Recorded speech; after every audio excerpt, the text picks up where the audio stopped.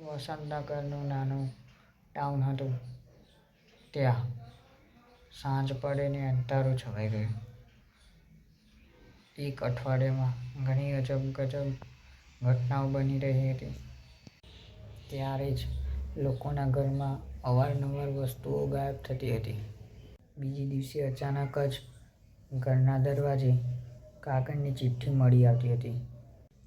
તેમાં લખેલું હતું કે હું ફરીથી આવી રહ્યો છું. લોકો ડરી ગયા અને ઇન્સ્પેક્ટરને કમ્પ્લેન કરે છે.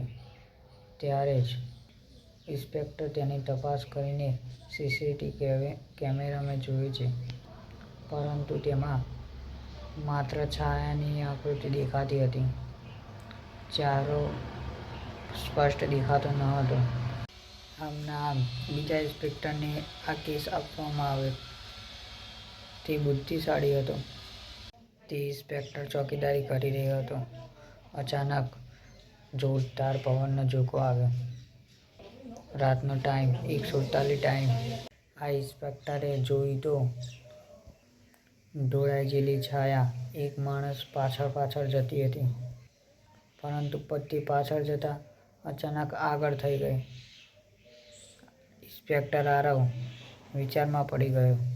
લાઈટો બંધ-ચાલુ થવા માંડી અને તે છાયા પર આરવ ઇન્સ્પેક્ટરે તેની ટોર્ચ બહાર કાઢી અને ટોર્ચ મારી, પણ કશું થયું નહીં. પછી છાયા દિવાલ પર આવીને એવું બનાવ્યું કે પ્રકાશ મને રોકી શકે નહીં.